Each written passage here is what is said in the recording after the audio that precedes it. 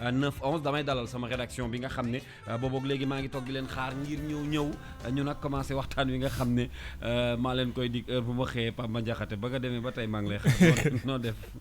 sant alhamdulilah. ma delluwaat la nuyu la yaa ngi ci jàmm. sant maa ngi lay nuyu di la fay bu baax a baax di nuyu bépp auditeur bu rajo King FM di nuyu it Penda Badji. mi nga feggool mi ma feggool ci studio bi. fajar la maa ngi lay fay Papa Sarr. Kalsi man maa ngi lay nuyu tey balaa nga may nuyu dama lay njëkk nuyu. parce que tey maa la fi njëkk looy bañee ma c'est-à-dire man maa la fi njëkk donc comme man maa la fi njëkk dama lay njëkk nuyu. dëgg la de nuyu nag ñëpp ñu ñuy suivre di nuyu également ki nga nuyu sànq mi Johnson Meng sama xat boobu. di ko nuyu bu baax a baax. ak Yacine Pouy ak Yacine Pouy Yacine bàyyi leen Yacine Pouy bi Yacine Rasoul dafa changé pour fan yi mais Pouy bi dafa neex arrêté Pouy bi dañ koy denc ba ci Pouy dafa original ñaari nit ñoo fi sant Pouy ci Sénégal. déedéet kay kan ak kan Yacine Pouy ak Idrissa Pouy. cum kon Pouy ñoom ñaar xam naa ni boo gëstoo ba ca biir ay mbokk lañ. am na lu ñu bokk jërëjëf. waaw Pouy bariwul. Pouy bariwul ayca ñi ngi ak yéen ci Actu Commenté Penda Badji moo yegg si ànd ak Pape Madiakhaté ñooy ñaan yi nga xam ne pour le moment ñoom la feggool ci waxtaan wi la Actu Commenté nag tey bi nguurug Sénégal dem defee seen conseil des ministres ba noppi dañu gis ci communiqué bi ci guddi gi nekk président de la République du Sénégal maanaam Macky Sall andiwaat na li nga xam ne moo di plan Orsec. pour ñi nga xam ne nag bëgg nañ ko comprendre. bokk na ci at wala moytu wala jël ay mesures ci li nga xam ne moo di inondation bi ñu commencé nemmeeku fàttaliwaat ni. Ndakaaru fan yi nag dafay taw bu bari. raison pour laquelle suñu nguur gi ak son excellence Macky Sall andiwaat plan bi nga xam ne. moom la ñu dippee Orsec ndax mën nañu dellu soit non seulement ci xibaar bi. waaye gën a leeral sénégalais yi lan mooy plan Orsec boobu. tout à fait Kalz ni nga ko waxee lii di plan Orsec mooy plan national d'organisation des secours en cas de catastrophe ni nga ko waxee état bu Sénégal da koy teg ngir rek daal di bu fekkee ne ay jiyee dafa am lu ñuy woowee sinistre yu ci mel ne inondation maanaam mbënd yu ci mel ne invasion acridienne maanaam ay criquet pèlerin maanaam njéeréer yi nga xam ne ay jamono nemmeeku woon nañ leen fii Sénégal wala sax lu jëmee ci wàllum épidémie yu ci mel ne ay choléra méningite ak ñoomin seen waaye it yeneen catastrophe yoo xam ne dafa ñeel wàllum alam gi yu ci mel ne ay catastrophe industrielle maanaam industrie boo xam ne dafa def am explosion la nga xam ne moo cay génnee mën a am gàllankoor ci askan wi ak yeneen i sinistre yu ni mel yoo xam ne mën na indi ànd gàllankoor ci askan wi ba jur ci ay faatu ay ñàkkum bakkan yu bari bu loolu amee ci la état di déclencher lii ñu naan plan Orsec loolee nag nga xam ne njiitu réew mi moom moo koy jël ci ab décret da koy rek ki nga xam ne moo koy jiite mooy ministre de l'intérieur moom moo koy rek daal di jiite ànd ceeg ay démembrement protection civile gendarmerie nationale ak yeneen i pàcc yoo xam ne ñu ngi ci réew mi ngir ñu organiser wu daal di mën a xool naka la ni rek nasee ay pexe ngir rek daal di mën a faagaagal googule njombe nga xam ne day am ca réew ma mu doon loo xam ne lu am solo la ndax day tax ñu mën a rek fagu ci yenn yi fàttali ne maître comme ni nga ko waxee président Macky Sall daal di koy démb jël dogal ñu daal di koy yëkkatiwaat waaye laata moom fàttali ne maître Abdoulaye Wade ci jamonoy mbënd mi ba mu méttee woon lool ci ay jamonoom jotoon na ko yëkkati it ngir rek ñu mën a rek teg ay pexe ngir mën a faagaagal li nga xam ne moom mooy mbënd mi Penda je pense que loolu ci tënk doon na loo xam ne moom mooy base lii ñu naan plan Orsec Penda ñàkkul am na lu mu ci mën a dolli ngir yokk leeral yi. alors Penda balaa ngay dugg si sax nga baal ma dinañu jokkoo ci kanam ak kenn koo xam ne dinañu jàngatandoo ensemble communiqué boobu nga xam ne nguur gi def na ko démb muy Ousmane Sène bu nekkoon Walfadjri dinañu waxtaan ak moom ci kanam tuuti moom c'est un journaliste chroniqueur boo xam ne moom it naw nañu xalaatam dina bokk ak ñun waxtaan wi dans quelques instants. dina ci am solo juste rek pour rejoindre li Papa Madiakhaté wax léegi mu nekk plan bu nga xamante ni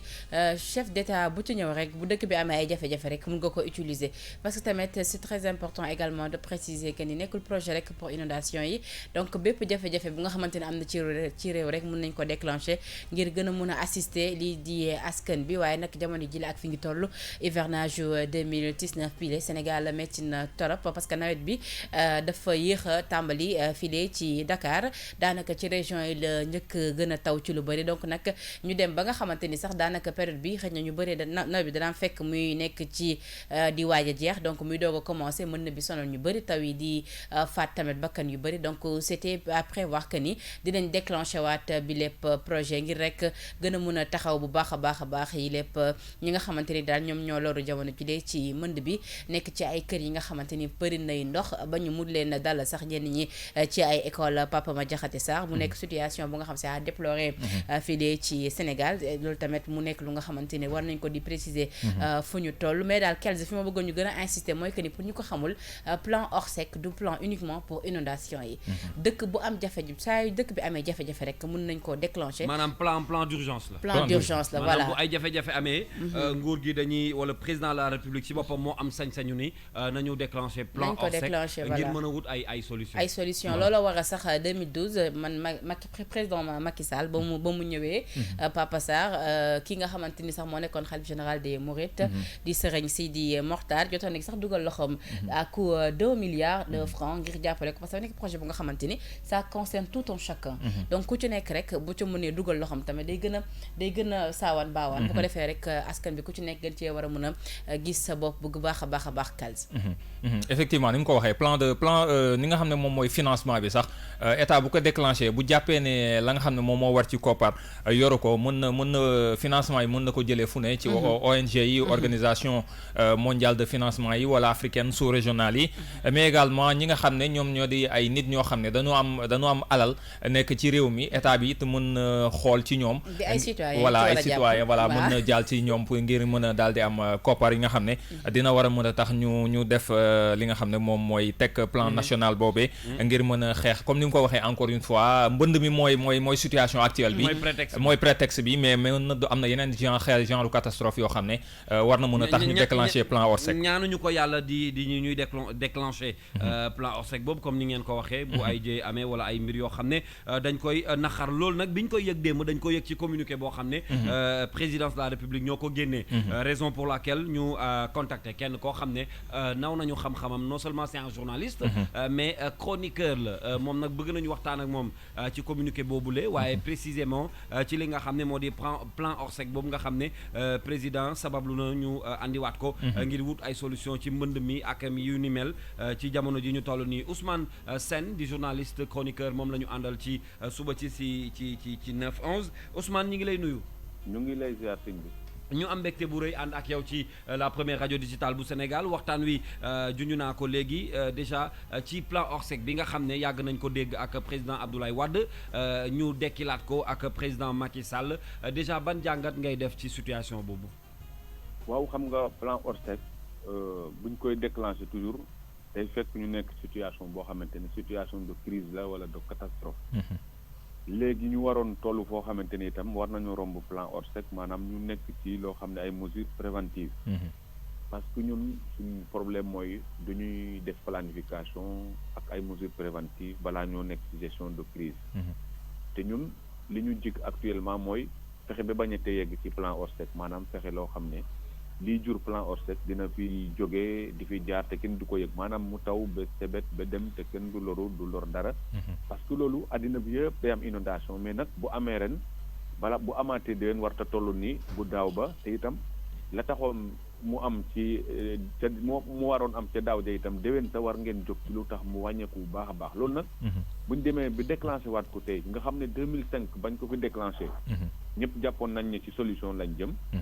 vraiment ñu nekkaat joué ci ay sentiment nekkaat encore bayal ak ay masla ak yooyu de mën a egsiwaat fii di ko déclenché waat en 2019 kon càggante bu rëy jaar na ci diggante bi ndax li tax mooy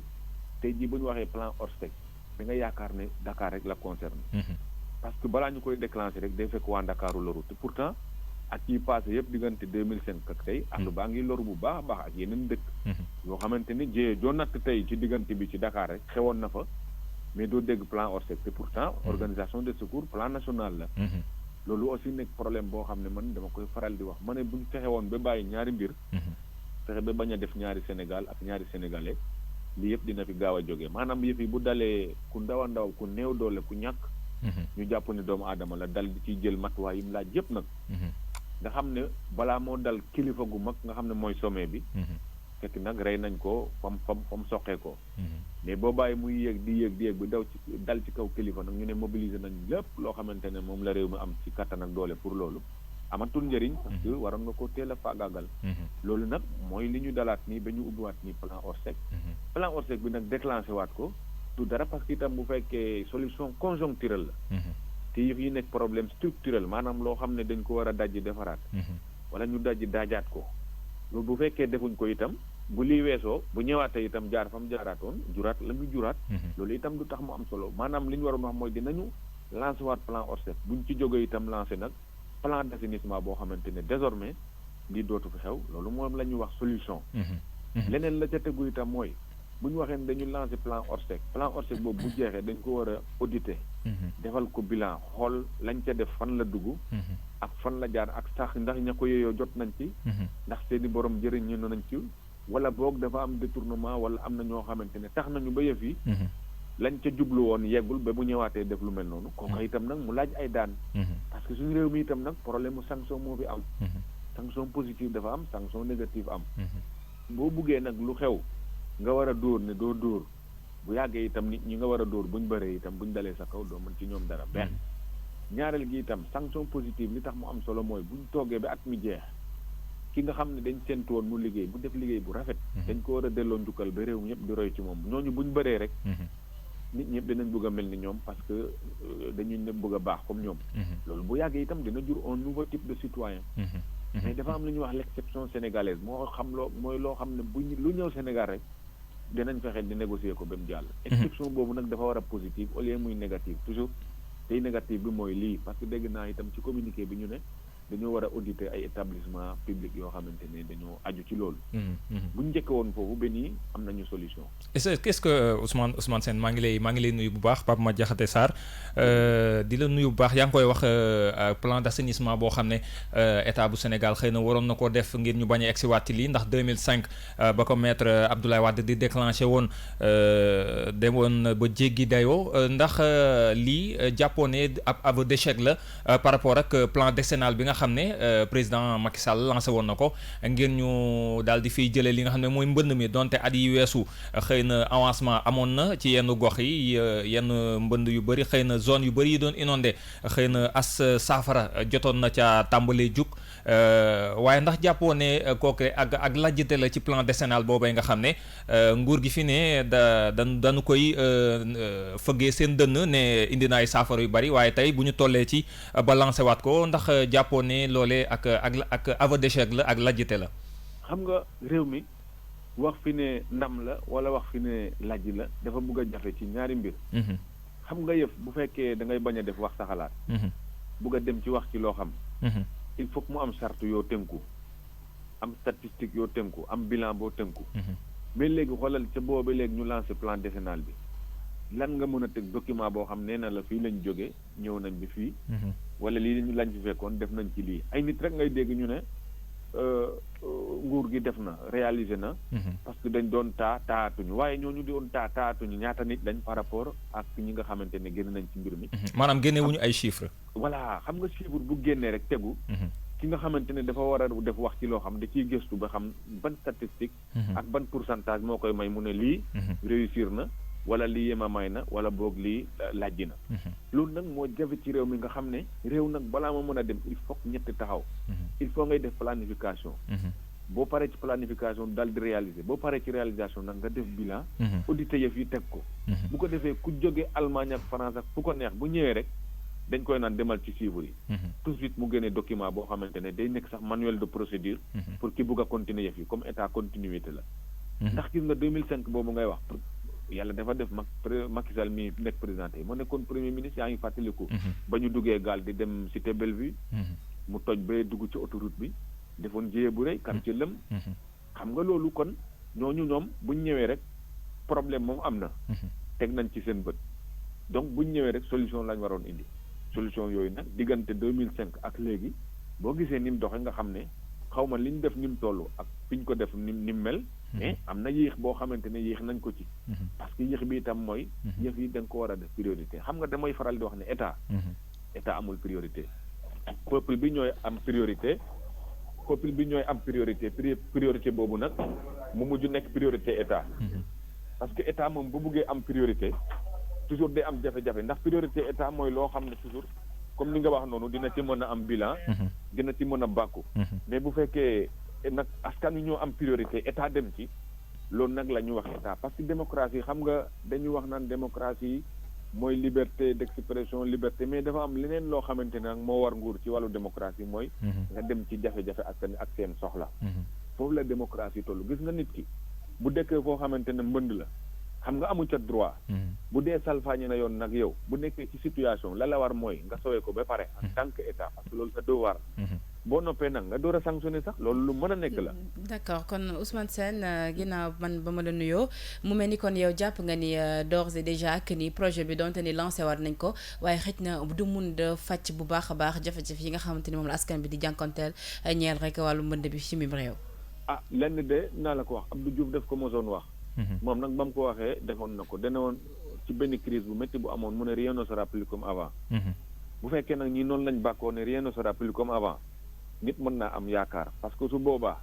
plan Orsec bi bu jeexee dinañu def bilan audité ko ñu xam xaalis bi fan la dugg. ak liñ ci jublu woon ndax mat na wala matul ak lan moo koy war a motali ñu wuti ko. loolu daal moo mën a tax mu am solution mais bu fekkee comme dañ ko nar a def nawoon fa woon comme yee passé nga xam ne demoon nañ ba àgg ci téléthon. toog ci ay télé ak ay kilifa sot ci alal ju bëree bëri. ñu dem ba desul dara ndax ñu def bilan ñu mujj di réeroo di kata boo xamante ne da ngay mujj sax yéemu. ndax loo xam ne dañ ko jagleel ay woy néew si doole. ñu dem ba cay coow ci coowal xaalis yi. yaakaar naa loolu moo ko lekk alalu jëriñ ñu ngi bugg a méngoo. loolu nag bu fekkee ci foofu lañ toll ba léegi ñu sotti. man nee naa nouveau type de Sénégal bi ñuy wax na tàmbalee ca kaw. gis nga tànk ñu ngi niveler ci suuf. maanaam ñi ci suuf ku yëg mu yëngu rek ñu joggi la ci ndigg rek sa ndigg nga toog. ñi ci kaw nag kenn mënu leen jot te boo leen di waxal duñ la déglu. kon lii itam day nakkat loo xamante ne courage daal lu koy den li ma yaakaar daal mooy. rien ne sera plus comme avant ñu teg lu leer boo xamante ni nag démarche bu bees parce que dañ ne situation nouvelle. conscience nouvelle. situation nouvelle am na nag conscience nouvelle bi nag mënut a jóge fenn lu dul ci ki ñu jël suñu alal yëpp dénk ko. jël suñu kaaraange yëpp dénk ko jël suñu alal yëpp ak gafaakat dénk ko. moom nag moom moo koo xam ne duñ ko laaj ay compte même moo war nag ak conscience am muy laaj boppam compte loolu daal introspection boobu bu fekkente ne am na ci autorité yi. yaakaar naa bii mën nañoo am yaakaar ne. xanaa beneen doxalin la danañ soppi lu tax. te ñuy moytu di teg mbir yi ci ay wax kese. waaw xam nga yëf yi nee naa leen. junne wax moom benn jëf da leen di daaneel. wallaay te itam xam nga nee naa gis nga dige. ñaar da cee nekk te doomu adama bu ne xel nga yor di xalaat. wallaay gis nga bu ma la diggoon te loo xamante ne mënuma ko. te na ma la koy diggee ak fa ma la koy diggee boo xoolee sama mën-mën ak sama kattan ak sama farlu. même bu yeggul sax xam nga ne yéene ba romb na foofu te yow di ma comprendre ne. dëgg la sama yéene romb na sama kattan moo matul. moo matul foofu waaye yéene ba yegg na dëgg la. mais nag gis nga nit ñi dañoo àgg foo xam ne tey léeg-léeg sax nga indi nit. waaw. lii nga xam ne gouvernement bi réalisé na ko. mais léeg-léeg nit toog ci télé di ko wax yow nga mujj mer ndax nam koy waxee. waaw wallaay. parce que wax xam nga nee naa sujet tabu amul mais langage tabu dafa am. dëgg la dafa am noo war a waxee. dëgg la waxin dafa am. très bien ki loolu dafa am noo ko war a waxee ba pare dalal xelam. dëgg la donc ko yóbbu ci yoon. dëgg la Ousmane ñu ngi lay gërëm séeréer bu dégg wolof. merci beaucoup waaw dégg gis nañ ni wolof bi set na xam naa ni moom. pël yi li ñu la mën a wax du bari fi mu ne nii. ah waaw gis nga ko. waaw jërëjëf. jërëjëf ñu ngi lay gërëm di la ñaanal kenn la ak jàmm Ousmane Sène séeréer bu dégg wolof voilà je pense que ànd na ak ñun ci waxtaan wi li mu wax nag am na solo. Penda ci li nga xam ne moo di non seulement mesure yu mel nii bu ñu ko jëlee des fois dañ koy wax ci jotaay bi mooy application bi mooy des.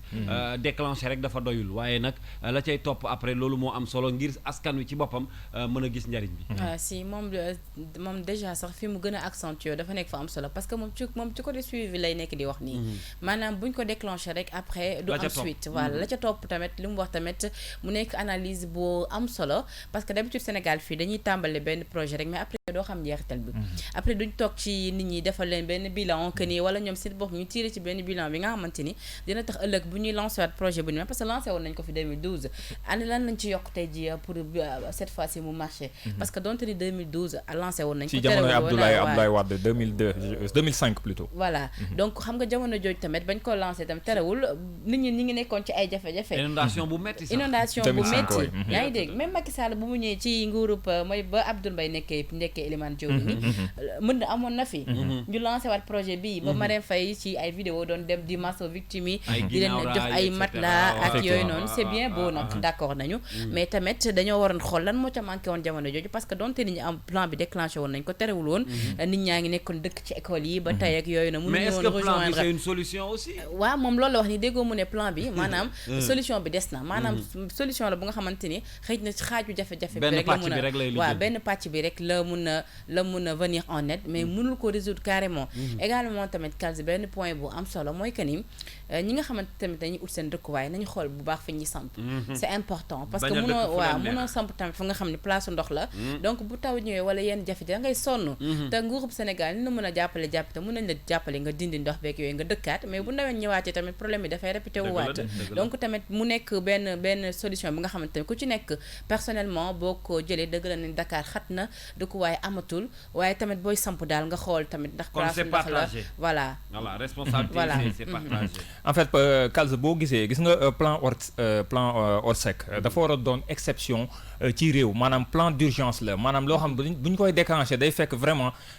sinistre am loo xam ne vraiment dafa je veux dire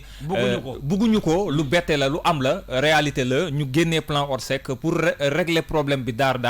mais nag après li ñuy wax évaluation Ousmane Sène wax na ko dañu war a évaluer daan ne lan moo indi li nga xam ne moom moo am muy sinistre bi lan lañ ci def pour régler ko mais à long terme lan lañ war a def ba lii bañ a amati comme ni ñu koy waxee rien ne sera plus comme avant je pense que bi ñu ko déclenché woon ci sous président maître Abdoulaye Wade suñu maam ñun ñëpp je pense que période boobu noonu après bu ñu ci jógee waroon nañ def évaluation ñu xam li nga xam ne moom mooy solution parce que à l'époque amoon na fi ñoo xam ne jëlee nañ leen fa ñu dëkk moo jur tey ay plan jaxaay ak ñoom seen jaxaay 1 ak 2 voilà exactement ñu déplacer leen yóbbu leen feneen zone ya ñu ne woon ñu daal di koy remblayer je veux dire maanaam kenn dëkkatu fa mais gis nañ zone yu bëri yoo xam ne jëlee woon nañ fa nit ñi tey jii nit ñi delluwaat nañu fa te nit ñi bu ñu fa delluwaatee ndox ma mu ñëwaatee day indiwaat loraange encore une fois te dinañ la taxoon ñu déclencher plan Orsec danañ ko déclencher waat ndax ndox ma dana leen fa fekkaat donc je veux dire que solution bi à plan Orsec dafa war a doon exception mais nag bu ñu ci jugee li nga xam ne moo jëm ci mbënd mi ñëpp xam nañ problème bi lan la ñëpp xam nañ solution bi lan la mais problème mooy application lan la ñu war a def ngir régler problème bi jëfee ko bu ko defee dootuñu toog di créer ay plan Orsec parce que bu fekkee ne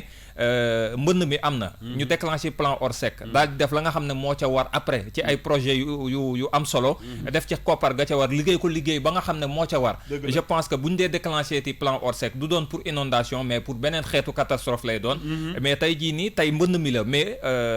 ëllëg mën na doon leneen parce que tey ay zones yu bëri yoo xam ne am na fa ay risques de danger yu fa nekk tey gis nañ Bargny centrale à charbon ba fa nekk askan wa ña nga yuuxu wàllu ndax ëllëg ñaanuñu ko yàlla mënuñu toog ba ñuy déclenché waat plan Orsec ndax loolu parce que risque environnemental am na ci ña fa dëkk ñoo nga ko doon jàmbat moo xam ci seen environnement ngir la ñuy mën a nokki mais également pour suuf sa fa nekk mais également pour nappkat yi donc ak yeneen yoo xam ne waxuma sax Ndakaaru mais ci biir région yi donc il faut que état bi également muy def planification parce que nag gouverner c'est prévoir ñoom ñi nga xam ne ñoo jiite réew mi ñoo ñu gën a xam fuuf li nga xam ne ñun ñii la ñuy wax parce que ñun ñi du suñu spécialité xëy na dañ ciy gëstu rek di ci laajte ñi nga xam ne ñoo ci xam ngir mën a xam mais ñoom ñoo mën gën a maîtriser loolu donc il faut que ñuy dem vers ça c'est-à-dire prévenir mais pas guérir. fagaru daal Pape Sarr moo gën a faju doo bàyyi ba nit ki loru nga ñëw ni danga koy faj donc ñëpp xam nañ ni Sénégal fii bu inondation amee bu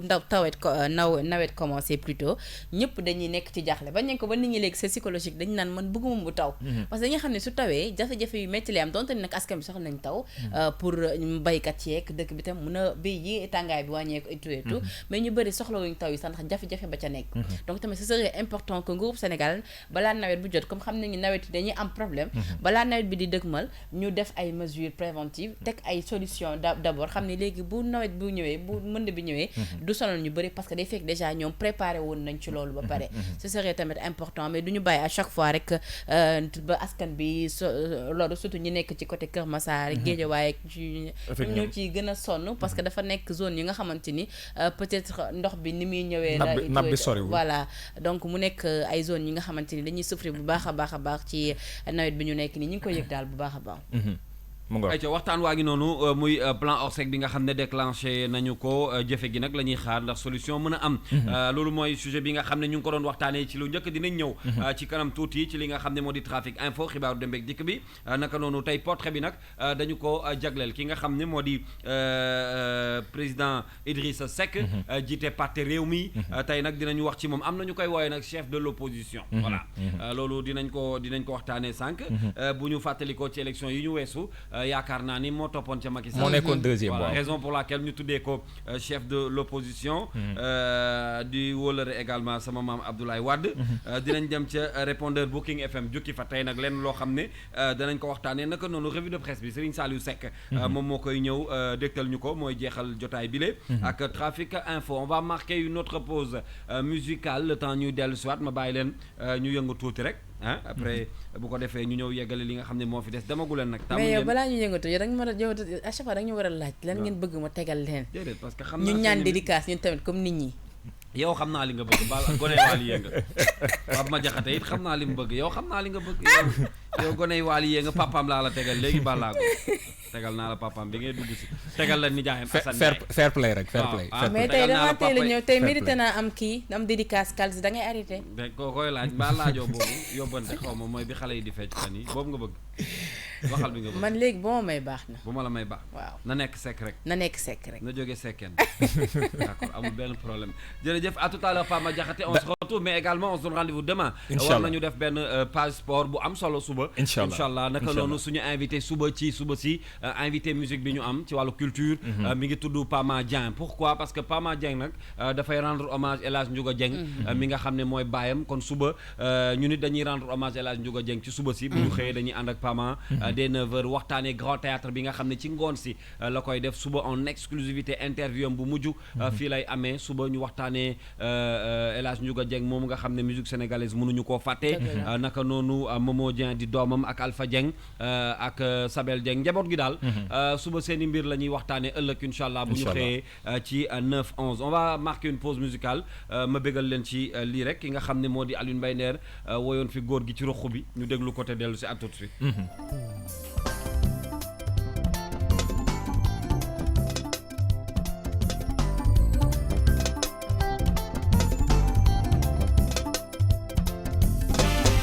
ki tax ba man duma tàyyi mooy Xalifa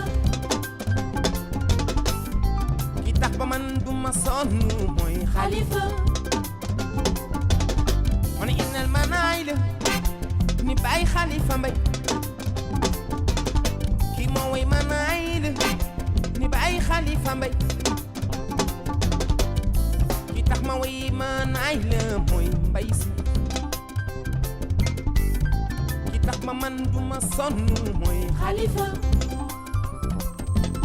kon innal manaay la ni bàyyi Xalifa Mbay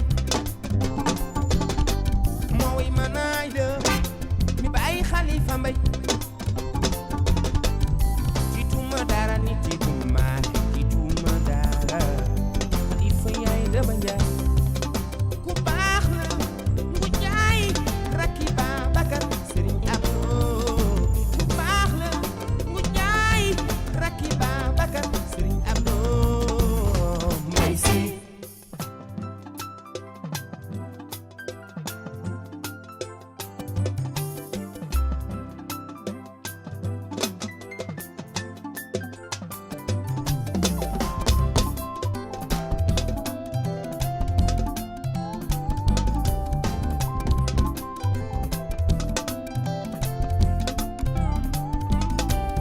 Xalifa yaay daba njaay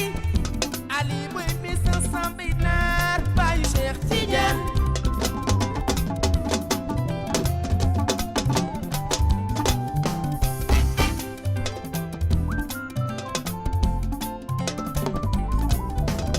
su gàmmu jotee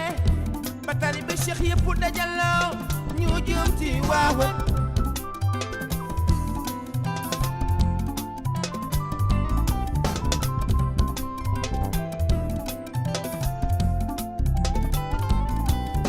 li ma gën a neex mooy bokk na ci bés yi may fàttali man Baye Taani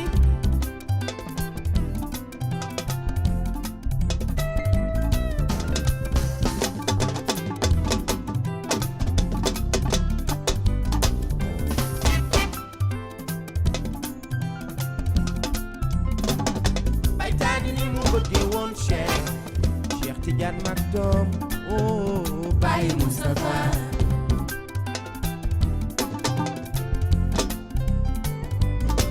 suma ma sona yow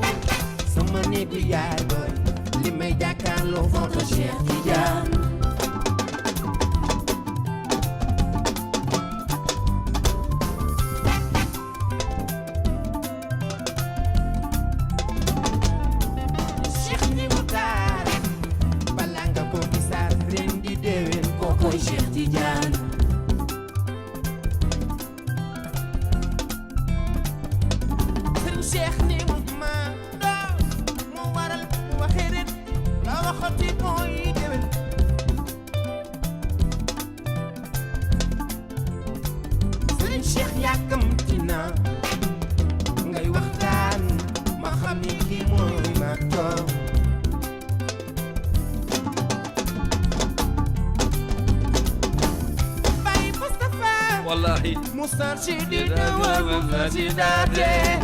nim la bëggee woon sama baay ba baay daani Serigne Cheikh bul ko fàtte di ci bégal Awa Diop taalibe Cheikh bi ndeysaan ak di ci bégal sama yaay xam naa ni mi ngi déglu jamono ji taalibe Cheikh yi ci suba si nuyu naa leen góor gi ci roxu bi Asmalik Seck maa ngi la ciy bégal Exidex oh Baye Seka aussi maa ngi la ciy nuyu taalibe Cheikh la ay Pape Cheikh suma ma sona yow ay sama néegu yaay boy li ma jàkkaarloo photo Cheikh Tidiane également dama ciy bégal bu baax a baax DJ Alioune moom ma nga nekk Gambie Cheikh ni mu taar bala nga ko gisaat ren di déwén kookoy Cheikh Tidiane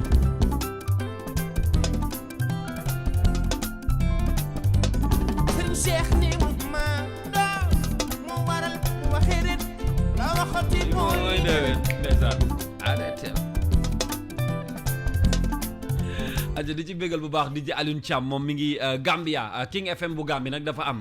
di leen ci bégal bu baax a baax King FM from Gambia ñoom ña nga Banjul di leen bégal bu baax a baax ci suba si sama waa ji nag il fête son anniversaire di ci Alioune Thiam ak waa kër ga yëpp di leen bégee bu baax a baax merci beaucoup ñoom it dañuy faral di bàyyi xel ci www.kingfm.sn kon ñu ngi leen ciy nuyu c'est de la part de mon ami Amadou Kébé Mbaalo di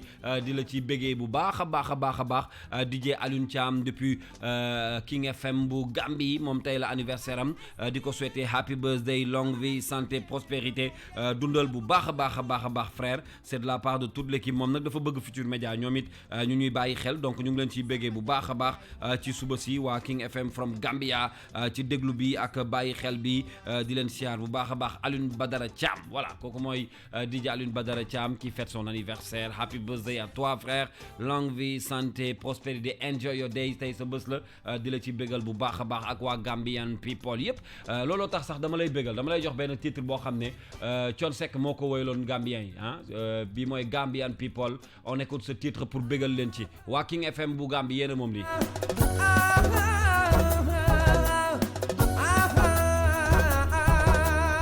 ay waaw leen góor ay déggal lam leen bàkk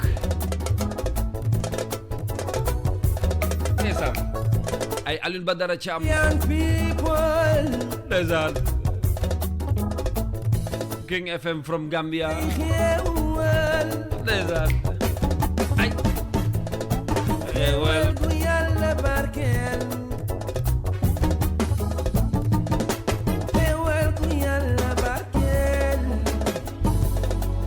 fajal na may soxla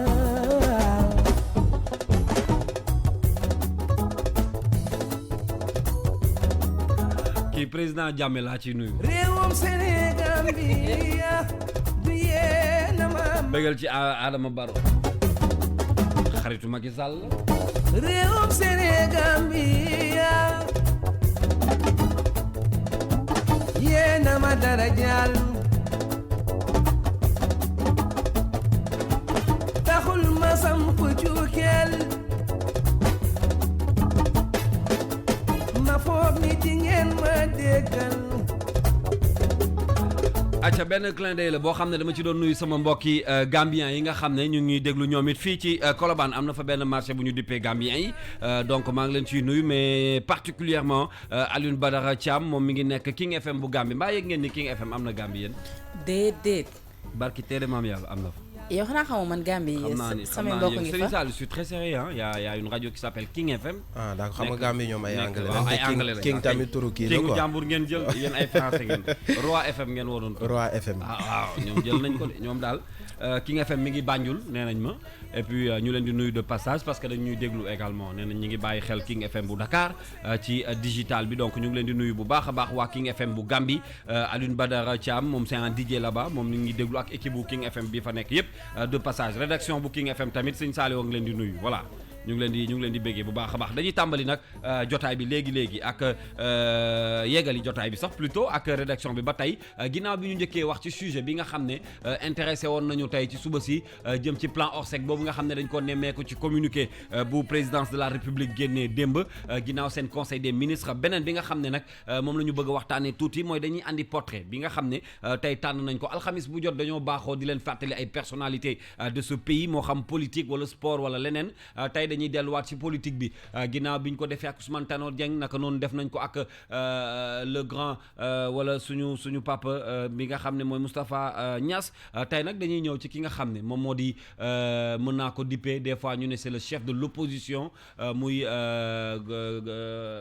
Idrissa Seck merci beaucoup Yacine Idrissa Seck rapidement ci portrait wu tey bi Serigne Saliou tey dañoo tànn portrait wu ki nga xam ne moo di Idrissa Seck. mi ngi noonu kon Idrissa Seck nekk jamono ji kon ñaareelu nit bi nga xam si moo gën a siiw ci wàllu politique bu fekkee ci résultat lañ koy jëlee ndax ku nekk xam na ni élection présidentielle yi nu génn Idrissa Seck moom mooy ki topp ci président Macky Sall ci pourcentage bi ci juróomi candidat yi nga xam si ñoo ci nekkoon Ousmane Sonko soog cee topp El Hadji Issa Sall soog a ñëw Maître Madické Niang ñëw donc kon bu ñu tuddee sant yi nii président Macky Sall ci côté politique Idrissa Seck lañ ciy topp bu fekkee ni ci côté opposition bi la kon dina baax trop tey jii kon ñu waxtaane ko. moom la ñuy waxtaanee Idrissa Seck moom balaa ñu ciy def ay commentaires sax dama leen doon proposer ñu dem déglu portrait bi nga xam ne moom la ñu def tey ci Idrissa Seck bu ñu doog a dellu si parce que wax ci Idrissa Seck quand même dafay ubbi ay sujets yu bari ci wàllu politique bu ñu nee chef de l'opposition ak fi réew mi toll ci nguurug Sénégal ak opposition bi fi ñu toll ñoom it jar na de temps en temps ñuy taxaw seetlu ci situation politique gu réew mi Dior Mbodj it fekk si nañu ci studio bi Dior moom foog ma nuyu ko balaa may déglu ci portrait bi Dior noo def mbaa yaa ngi ci jàmm alhamdulilah mbaa xam nga ni bokk nga ci ñi ma bëgg ci réew mi maa la gën a bëgg koo bëgg na la waaw anam mu ñëw mi ngi nii Dior Mbodj Dior a ngi waaw xaritu papa Cheikh xaritu Baye Cheikh jeex na ñu déglu portrait bi et puis ñu dellu soit léegi ndaamal Kajoor la ñu koy dàqantale ndax li mu soqee ko Kajoor Idrissa Seck ci këyit doomi Sénégal la bu bàyyeekoo Thiès ga mu doon maire lu toll ci fukki at ak ñaar yorinu Sénégal teel ko itteel tax ba bi muy am ñaar fukki at ak juróom-ñeent mu soobu ci politique ànd ak maître Abdoulaye Wade nekk son directeur de campagne ci élection présidentielle yi amoon ci yooyee jamono te kii di Abdou Diouf gagné woon gannaaw ga ay yëngu-yëngu am ba Idrissa Seck ak ñenn si ñi bokkoon ci opposition bi ñu daal di leen di tëj ci diir bu gàtt ba mu ca jógee nag mu dakkal lépp luy activité politique delluwaat tugal ngir eggali jàngam 1995 la dellu si Sénégal ñëw ak doole ndax ci at moomu sax ci la nekk ministre du commerce de l'artisanat et de l'industrialisation 2002 mu nekk ministre d'État ak itam directeur de cabinet du président ay weer lañ ci teg ñu fal ko premier ministre mu wuutu Mame Madior Boye mi ñu dàqoon ci boppu nguur gi ci yooyee jamono ndax suuxub batolo Joola jamono di dox ñuy tuumaal Idrissa Seck kompaloo ngir wuutu Abdoulaye Wade mu demoon sax ba Idi fésal ay kàddu xamle ne digganteem ak kii di maître Abdoulaye Wade kenn yàqu ko ku dul Macky Sall ci yooyee jamono 21 avril 2004 ñu dàq ko ci boppum nguur gi teg fa kii di Macky Sall kenn mënul wax nag ci ndaamal Kajoor ba noppi te tuddoo l'affaire des chantiers de Thiès région boobee bokk na ci yi gën a taaru ci Sénégal te kenn taxul lu ni mel ku dul Idrissa Seck ma doonoon maire ba ñu tuumaal ko détournement de fonds dans les chantiers de Thiès corruption faux et usage de faux atteinte à la défense nationale et à la sûreté de l'État ak yeneen yoon teg ko loxo le 23 juillet 2005 ba le 7 février 2006 si lu kenn yëgul ñu bàyyi ko am sax ñu ne dañoo bàyyi ba sénégalais yi concentré wu ci CAN bi muy match bi doxoon diggante Sénégal ak Égypte ngir bañ rassemblement populaire am ba mu ci jugee la ber daaraam le 4 avril 2006 mu taxawal partem bi tey di réew mi xamle ne dafay jàmmarloo ak kii di maître Abdoulaye Wade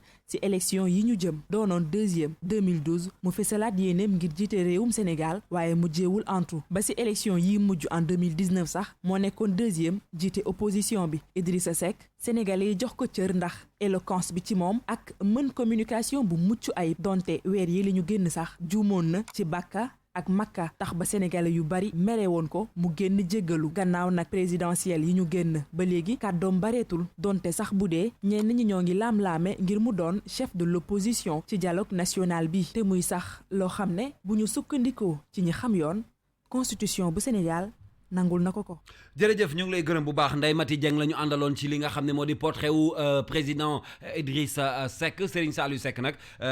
waxtaanee mbirum Idrissa Seck moom ci politique lu jaar yoon la. mi ngi noonu waxtaanee mbiru Idrissa Seck ci politique lu jaar yoon la Kalz wax naa ko sànq ci bi ñuy door. ndax jamono ji kenn mënul wax tolluwaayu politique ci réewum Sénégal te boole woo ci Idrissa Seck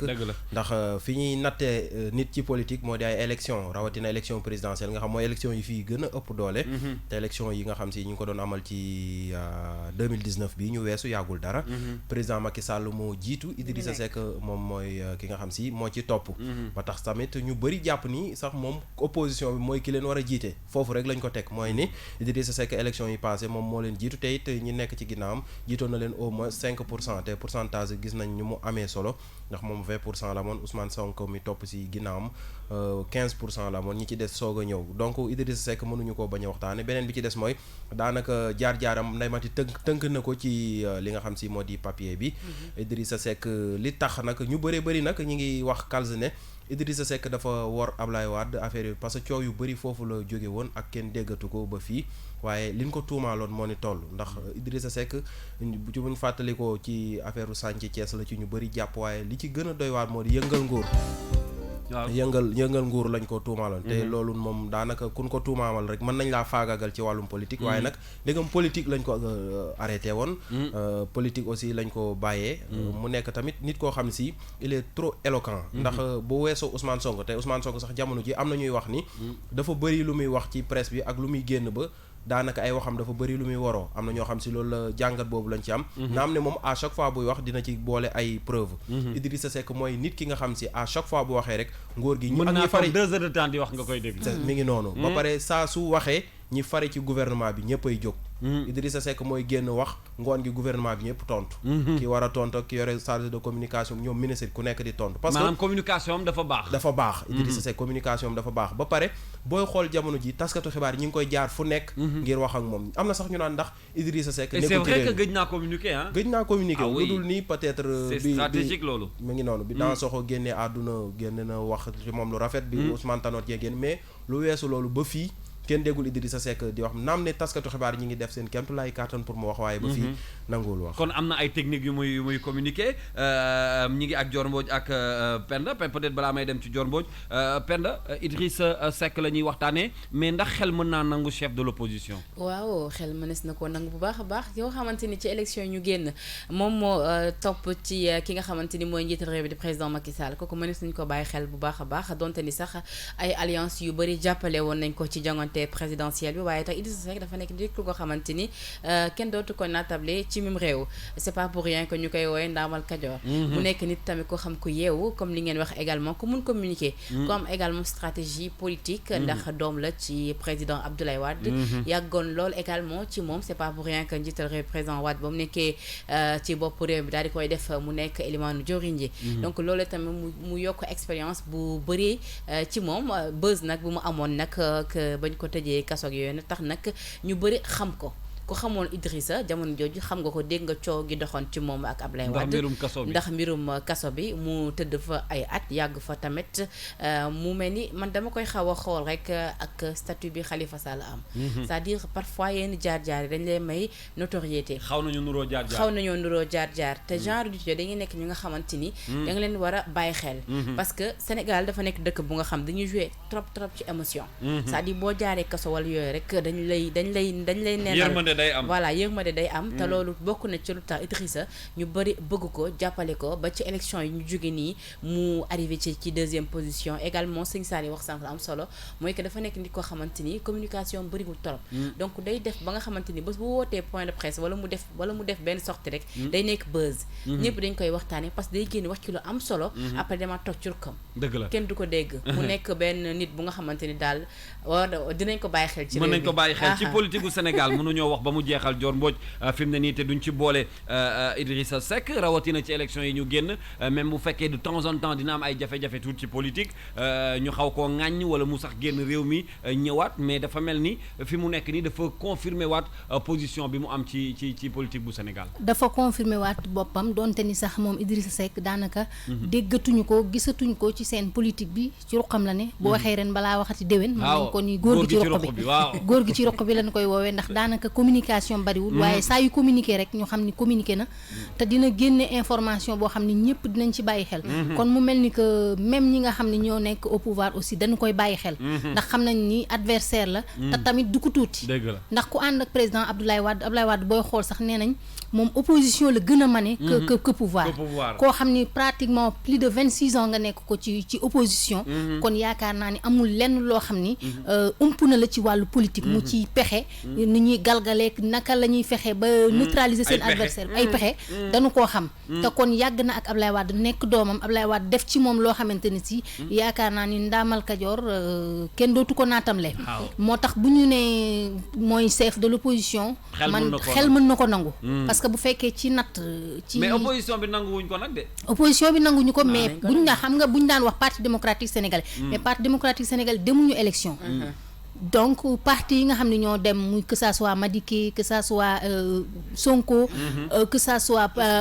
Issa Sall pur affaire yooyu mënuñu jël ñooñu teg ko ci ginnaaw ñoom parce que c'est impossible effectivement ki nga xam ni moo jël 2 mënoo fexe ba ñëw ni 3B mën a daw wala 4B mën a daw wala 4B mën a daw c'est impossible dëgg la de bu dee dañuy respecter ordre chronologique rek kon mën nañ ni kon bañ bëgg lay doon te tekkam ji nee naa du tekkuk neen te politiquement parlant sax jox pour te rejoindre dafa nekk nit koo xamante ni moom moo leen njëkk dugg ci wàllu politique wala boobu moom lañ ci njëkk ràññee Idrissa Seck bañ koy tudd ci kàll ci président ci régime président Abdoulaye Wade boobu temps ay ñoom Sonko ak pur parti yooyu yëpp amuñu woon dëgg la effectivement amuñu woon ba pare tamit nee naa la xam nga bokkul xañ na Sonko peut-être day soog a soobu ci wàllu politique ndax moom mi ngi nekkoon ay impôt et domaine affaire soobul woon gan la ci mais ki nga xam ne dafa nekk jaar école maître Abdoulaye Wade du neen maître Abdoulaye Wade saa yu musaana communiquer gars yi dañ koy bàyyi xel ba ci élection yi bi mu ñëwee def na benn stratégie bu ndaw gars yi yëpp dañu tiitoon même le pouvoir dañu paniqué woon finalement kon ñu xam ne loolu lépp ci ay pexe la moo tax ma ni tekkam ji du neen am na lu mu wundu mais nag politique aussi il faut communiquer il faut beaucoup communiquer ci la bokk certes nga tëju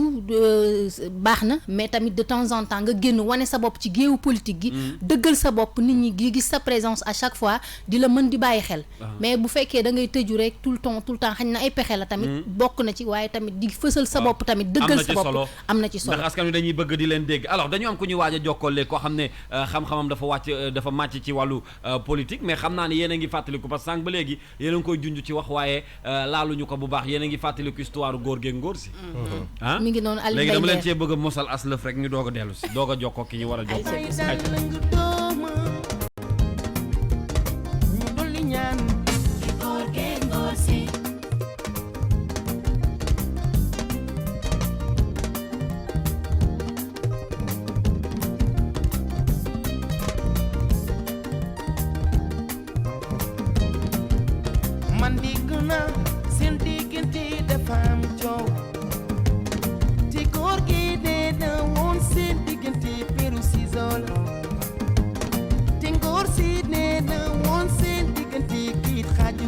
acca loolu moo nekkoon góor geeg ngóor si ñu koy fàttali ko titre Alioune Mbaye Nder bi nga xam ne mi ngi bokkoon ci album bu mu génne woon histoire u Idrissa Seck aussi Serigne Saliou mënuñu cee génnee vraiment diggante Idrissa Seck ak Abdoulaye Wade 1988 moom moo nekkoon kii directeur de campagne président Abdoulaye Wade xam nga kon ñoom seen diggante yàgg na doom la Idrissa Seck boo dégloo à chaque fois ci sortie mi def moo di bi muy njëkk xamante ak Abdoulaye Wade boobu mi ngi am 14 ans xam nga loolu yàgg na moo ko yar ci politique ba pare dugal te Abdoulaye Wade ku mu yar ci politique di nga xam politique moo tax ñoom ñaar ñu ànd mag mu yàgg ci politique waaw mu jox ko nag façon ndombal tànk lu nekk def na ko ministre def na ko directeur lu nekk def na ko ba def ko premier ministre ba tëj ko kaso tamit waaw mbirum CD ba waaw mi ngi noonu mais tamit communication bi joor doon wax sànq tey léegi nii ne parfois aussi day baax ngay communiquer mais tamit parfois li mu def nii da cee baax ndax Idrissa Seck booy xool tamit am na communication bu mu defoon bu ko yàqaloon lu bëri tamit muy ci coowul waaw dafay faral di laaj ci très bien loolu aussi dal na ko lu bëri ci affaire communication xamu communication bu bëree tamit mën naa yàq lu bëree bëri ndax booy xool instant nii Ousmane Sonko mi fi nekk nga xam gars yi ñi ngi wax naan nguur gi fi nekk moom lañ gën a bàyyi xel moom tamit am nañu ko commencé daal di ko joxoñ baaraamu tuuma ci communication bu bëri bi muy def ak waroo yéen ci seetlu léeg-léeg et trop de communication finalement day rey communication mi ngi noonu day rey communication loolu moo tax Idrissa Seck cell ji mu nekk jamono ji ba taskatu xibaar yeeg loolu day jaaxal sax nguur gi fi nekk ndax Idrissa Seck dafa bëri pexe wax nga ko sax bu waxatee ñu ne wax na góor gi moo ko yar te góor gi bu la yaree rek boo nee tekk loolu da lay tiital waaw loolu moom lu leer la Abdoulaye Wade di kàngam ci politique gu Sénégal ku wax waxu politique moom xam naa ne ci réew mi mënoo ko cee génnee mais beneen question bi ñuy posé wu à chaque fois dañoo jàppoon ni que ci élection yi ñu génn amoon na chance su nekk président wu Sénégal mu lajjaat encore une fois yaakaar boobu la ñu amoon en 2007 également bi muy laaj réew mi mu mel ni yaakaar tas na benn ñaar wala sax plusieurs fois ci moom ndax mën nañu jàpp ni ba tey Idrissa Seck am na chance pour jiite réewu Sénégal. bu fekkee dañu tënku rek ci li nga xam ne moom moo di constitution bi. peut-être xañ na élection yi di ñëw âge am mën na ko bañ a permettre mu daal di déposer li nga xam ne moo di candidature am mais bu fekkente ni si aussi loolu tenir ñu ko en compte mën na bokkaat ba tey ci jongante yi parce que tamit war naa mën a bokk ci géew politique gi ndax fi mu ne nii gisuñu kenn koo xam ni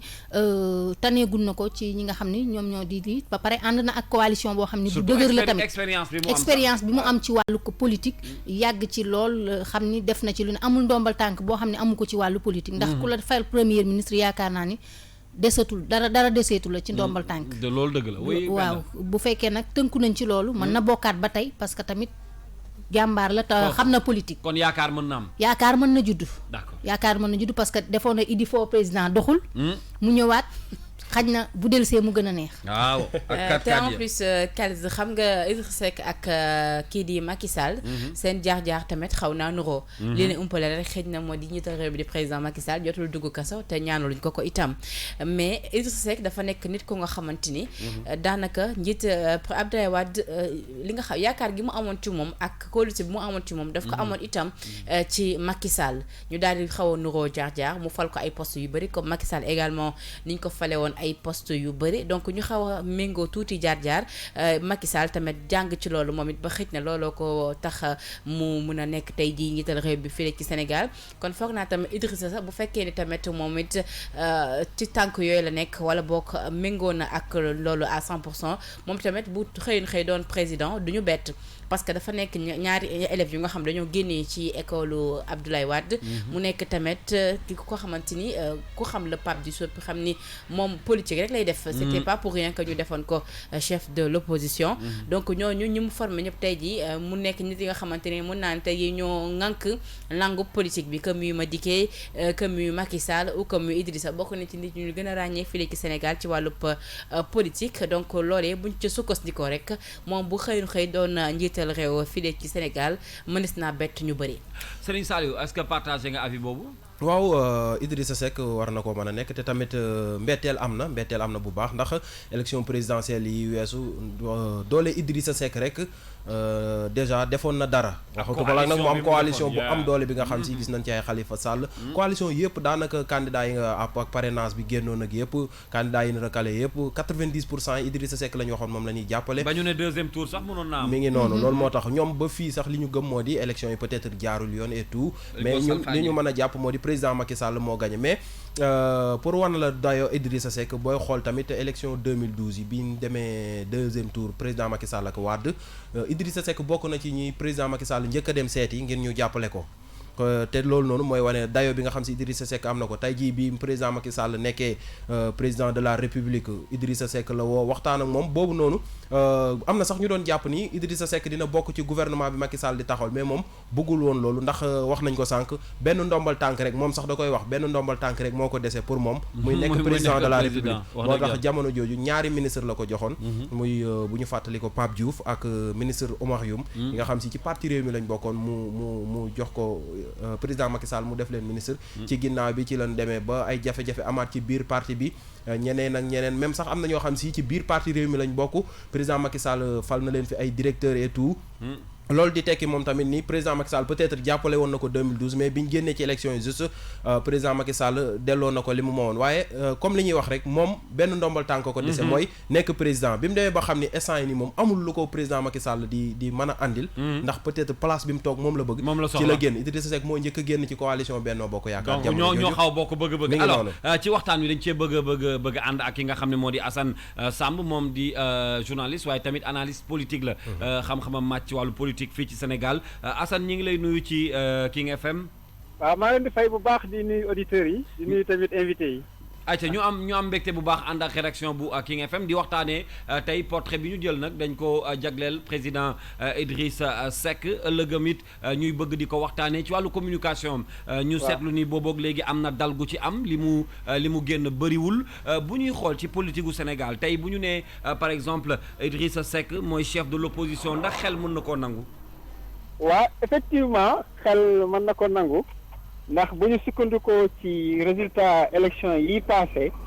moom quand même jël na deuxième position boo xamante ni am na solo trop te aussi jaar-jaaram ci wàllu politique ak expérience am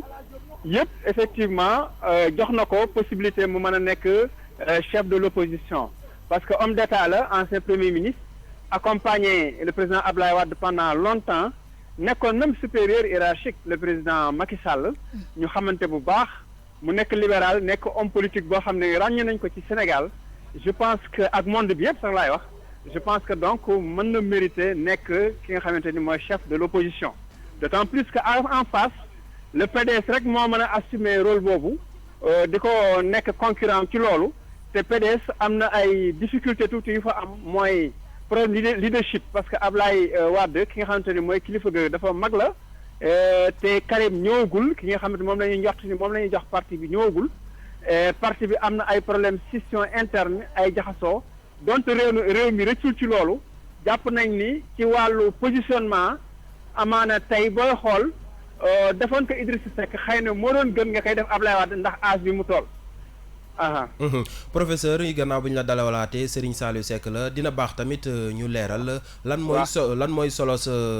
chef de l'opposition ba tax ku nekk bëgg koo doon ndax bëri nañu fari ci kujje gi ñoo xam si xam naa ni duñ nangul Idrissa Seck beneen bi ci des mooy moom Idrissa Seck gëj nañ koo dégg mu wax cell gi mu nekk ban jàngat nga ci am d'accord naa bu baax ci li nga wax sànq ni cell gi li nga mujjee wax foofu lay commencer parce que tamit cell gi wax xaw na jaaxal sénégalais yi te jàpp naa ni ci politiquement jaaduwul waaw du position boo xam ne baax na ndax dafay wane déficit de communication maanaam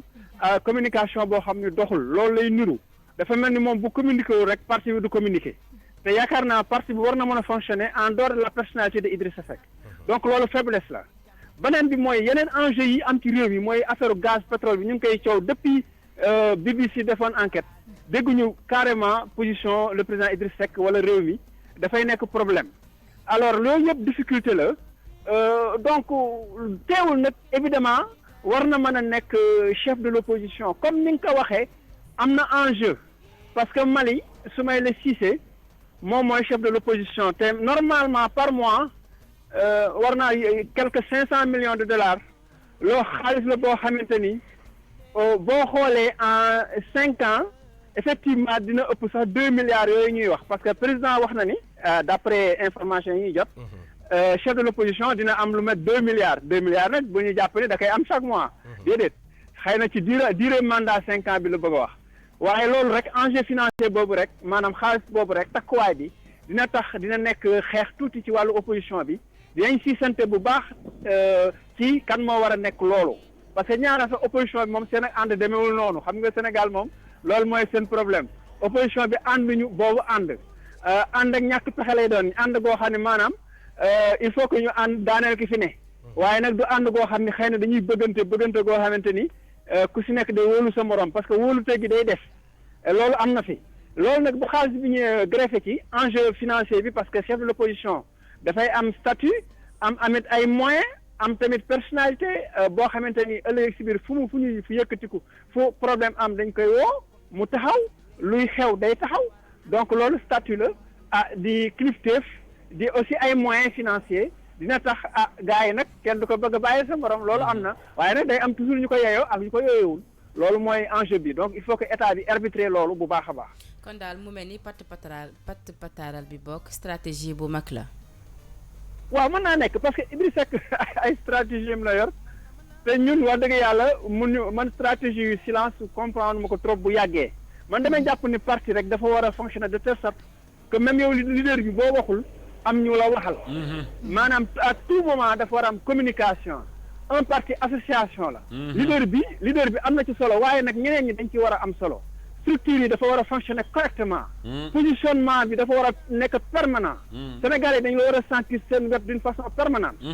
waaw man loolu laa gën a gëm daal wax dëgg yàlla. mais ani tey jii lan nga jàpp ni moo mën a doon kon ëllëgu Idrissa Seck ci mim réew ginnaaw ba coow am na ca parti démocratique sénégalais est-ce que mënees nañoo xaarandi kon nañu alliance amaat ci moom ak kii di président Wade ngir sauver boobu les partis. difficilement lay am alliance entre Idrissa Seck effectivement ak Abdoulaye Wade seen coow le chantier de Thiès bi dafa leen topp ba léegi.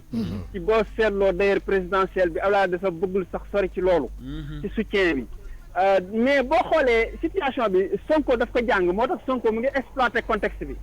moom mu ngi jéem a positionné bu baax pour nekk chef de l'opposition maanaam chef de l'opposition de fait de facto maanaam koo xam ne de fait Sénégalais yi moom la ñuy gis comme koo xamante ni mooy nekk opposant moom loolu la bëgg a incarner moom Ousmane Sonko donc xëccoo am na tuuti entre Rewmi ak Pastef boo xoolee dëgg-dëgg am na tuuti jongante foofu pour nekk chef de l'opposition loolu yëpp nag Idriss Seck moo leen ko may ndax silence bi ak retrait bi moom moo leen ko may yaakaar naa bu positionné woon bu baax a baax depuis les élections continué woon d'une façon permanente de positionné wu je pense que Sonko xëy na du am sax horaire bi mu am ni actuellement. donc waaw. ak Idrissa Seck lu mu noppi professeur ñu gis ni. am na coow yu bëri yu fi jib lu ci mel ni 94 milliards lu fi mel ni coowul pétrole ak gaz bi ba ci fer bi nekk ci Falémé. est-ce que tamit Idrissa Seck li mu noppi ci question yooyu nga xam si yitteel na loolu trop askan wi. mënu koo jural benn lënt digganteem ak askan wi. waaw moom laay wax nii xam nga sénégalais yi dañu soxla. xam nga un parti politique dafa am ay mission yu ko loi jox mooy encadrement des électeurs mooy participer au développement démocratie mooy participer ci lépp luy doxal réew mi du question nekkoo ci pouvoir rek te da nga war a jàmbure déedéet da nga am responsabilité mooy taxaw sénégalais yi gis la loo mënul dara def dara nga wax ñu dégg nga wax ci ba ñëpp xam ne wax nga ci di joxe say proposition yaakaar naa il faut que les partis suñuy parti politique yi du réew mi rek mais di jàng di fonctionner noonu maanaam di def mission de service public d'une façon permanente waaw fu ñu toll di def proposition di xool réew mi di ko saytu di taxaw di nekk ci wetu askan wi yaakaar naa daal loolu moo gën que nit ñi jékki-jékki duñ la dégg ñàkk dégg bi dafay indi rëq-rëq ci réeroo parce que dañuy waxtaan réeroo amul ñàkk waxtaan a am dëgg la waaye nag bu fekkee yow gisuñu la pour mën a waxtaan dafa réeroo gi day bëri parce que ku si nekk rek day war a théorie di wax ku si nekk day yor xalaatam te mënoo ko bañ parce que waxoo gisuñu la boobaa day nekk problème moment bi Abdourahmane Diouf demee moment boobu dañ doon xaar reprise en main du parti parce que ku mel ni Abdourahmane demee après Thierno Bocoum ak ñooñu parti bi day commencé orphelin ci lu bëri boobaa nag da nga waroon a repositionné wu waat ñu gis cadre yu bees gars yi di jalti ku gestu seen leen ci média yi ñu taxaw waaw bu boobaa je pense que noonu daal moo doon gën man ci di ma xalaate man yaakaar nga ni Idrissa Seck war na mën a bokk ci élection yi ñu dëgmal yële di ñëw incha allah je pense que du démissionner am na nag déception bu nekk ci moom xam naa loolu bëggoon naa ko souligner maanaam am na déception bu rëy ci sénégalais yi parce que amoon na yaakaar ci élection yi ak li ko nit ñi wax yëpp ak fi mu dem yëpp mais dafa am tuuti déception daanaka nit ñi daal dafay mel ni gëmuñu lu bëri. lañ ko wax lépp defuñu ko carrément. waaw loolu am na ci déception nag bu mag a mag a mag. je pense que mu ngi réfléchir si yooyu yëpp pour son avenir politique. mais je pense que xalaatuma mu bàyyi pour le moment. jërëjëf waaw xalaatuma mu bàyyi. jërëjëf Assane ñu ngi lay gërëm bu baax a baax. mooy fàttali ni que xam-xamam moom dafa màcc loolu ci wàllu politique. ñu rafetlu loolu kàddu yi nga xam ne yëkkati nga ko fi. di la ñaanal kendal ak jàmm. jërëjëf bonne continuation maa ngi leen di ñaanal bu baax. jërëjëf merci beaucoup kontaan ci moom bu baax moom la ñu àndaloon ci jàngat bi ñu bëggoon def ci portrait wu président Idrissa Seck doomu bàyyi Serigne Saliou Seck la Seckeen la moom it ñu ngi koy gërëm bu baax ak waa Thiès yi nga xam ne xam naa ni ñoom it ñu ngi bàyyi xel li ñu desee ci waxtu bëreetul dinañu dem yër li ci yéene kaay yi naka noonu it répondeur bu King FM it dinañ ko xool yi dans quelques instants ci waxtaan wi nga xam ne nag mooy Idrissa Seck xam naa dañ ko fay yamale rek ba beneen yoon waaye dama bëggoon ngeen toog ñu dem xool yi répondeur bu King FM am na lenn lu ñu fa jukki loo xam ne tey bëggoon nañ leen ko dégtal répondeur bi nag may fàttali waat ni que du bokk ci sujet yi ñuy waxtaanee numéro la boo xam ne dañ ko fee bàyyi ngir ngeen ciy dugal seen ay soxla loo xam ne bëgg ngeen xëy nañu partager ko ak yéen ci téléphone bi 77 846 24 00 bu ngeen ci bàyyee seen ay répondeur rek seen ay message plutôt ci répondeur bi danañ leen ko dégtal ñu dem déglu ji li nga xam ne tey moom la ñu jukki ci répondeur bu King FM et puis ñu dellu si waat.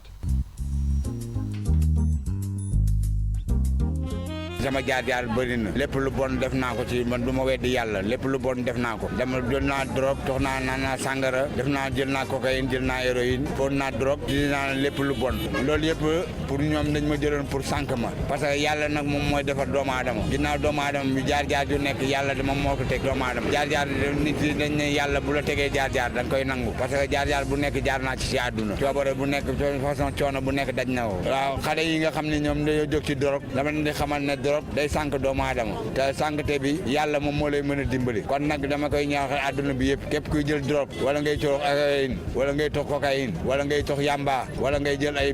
doom may ñaan autorité yi ñu dimbali waaw ku ma mën a dimbali comme ni may def nii léegi autorité yi man ki ma mën a gublu moom mooy njiitu réew mi moom laa amal affaire parce que ku nekk ak ki la war a dimbali aw ma benn autorité taxuma kenn taxuma gàllaaj julli waxtu yu juróom moom laa am ci gàllaaj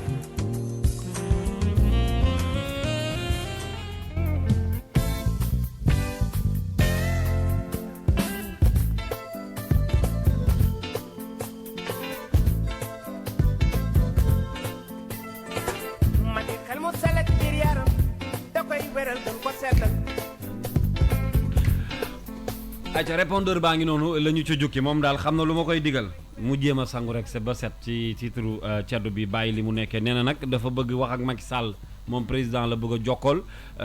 laal na xeetu mbon yooyu nga xam ne ci Sinébar la bokk nee na laal na ko et c'est un ancien nag boo xam ne ci loolu la nekkoon waaye fi mu ne nii daf mel da cee bëgg a génn di ñaan it nee na président de la république la bëgg a waxal man nag fi mu yootu moo xaw a sori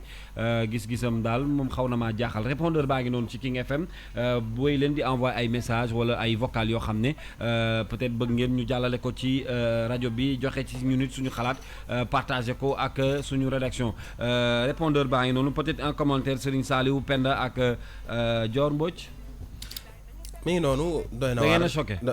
doy na waar li mu wax parce que lu bon lépp def naa ko moom ku ko wax mooy yàlla na yàlla musal ci loolu te it yàlla na ko yàlla ëlbati ci loolu li mu wax ni président la bëgg a gis tamit loolu mooy mu yomb waaye daal loolu ñun message bi nga xam si mën nañ ko see jàpp rek moo di drogue ak Sinébar ak lu mu ci mën di doon loolu nekkul mbir moo xam si peut-être nag yàlla parfois mu nattulu mais am na ci loo xam si doomu aadama bi moo koy sabablu xam nga boo commencé yenn yi moom ba pare naan yàlla moo ma ko teg tamit lu mbir mu doy waar la buñ ci dugg daal buñ ko teg suñu mbirum suñu borom mi ngi noonu ba pare nekk ci waaw buñ ci dugg daal buñ ci dugg mi ngi noonu voilà Kalza mu nekk nag lu doy waar comme li Serigne Saliou wax waaye tamit dafa xaw na roka ak actualité bi vu que ni njiital réew bi di ki démb ci conseil des ministres également ci mesure ñu jël fas yéene nañu également daal di soppi turu office central de répression du trafic illicite des stupéfiants mu nes nañ ko tuddee nag office anti anti stup wala ñu tuddee ko anti drogue mu nekk ay mesures yu ñu jël ngir rek gën a mën a xeex wàllu drogue bi fii ci Sénégal donc dama koy digal rek mu daal di bàyyi balaa ñuy tàmbali xeex boobu mu cay gën a am ay loraange. te xanaa balaa muy dem ci président sax dana bàyyi. waaw Kalz ndimbal na ca fekk loxol borom. waaw ndimbal da cay fekk loxol da borom da pare dina màtteem du màtte bu jox sa loxo. waaw loo xamante ni si boo ci xisee ba dugg dootoo ko mën a ba. bu ko tàmbali. kenn du la ñaanal ab sëriñ mënu ci dara yaay ñaanal sa bopp. kese nag nga jóg am volonté ni lii dama koy ba. boo ci góorgóorlootu suñu borom jàppale la nga bàyyi ko. parce que baaxul. mooy ndey ñaawteef. kon moom jarul loo xam ni dalay tàqalees ka sago di la def loo xamante ni si boo nekkoon nit ku normal doo ko def. kon xam nga ni baaxul. kon moom jarul muy gis président. jarul muy gis président mooy ñaanal boppam. mooy ñaanal boppam am na loo xam ni penda. yaay ñaanal sa bopp. waaye xam nga ci biir yoo xam te dafa wax tamit lu am solo mooy mi ngi réccu moom bëgg na bàyyi. maanaam jël ndogalu moom bàyyi mu doon affaire bu nga xam day metti bu fekkee ni toi tu es dépendant donc nga jël am dogal ni man bëgg naa bàyyi loolu décision bu am doole la je pense que tamit autorités yi bu ñu déggee message bi war nañ ko ci jàppale ak ONG ak yooyu su ko defee rek comme moom am na conviction bu bàyyi daal bu ñu ko ci jàppalee gëm naa dina bàyyi laataa muy gisee ak njiital réew bi di président Macky Sall. bàyyi bi kat moom jotewut ak dara gisee ak président. président mënu ci dara bàyyi moom président mënu ci dara. président rek moom nee na président rek bon amul kenn ku mu soxla ku. et puis li ko président di wax mën nañ ko wax de bàyyil. bàyyi waaw président de bàyyil rek la koy wax. loolu de mooy solution bi bàyyi ca ba muy teel. ca ba muy teel ñu ngi koy gërëm bu baax moom ci suñu répondeur bu King FM moom lañu jukki woon tey waxtu wi nga xam ne nag jot na ngir ñu dem seeti li ci yéeni kaay yi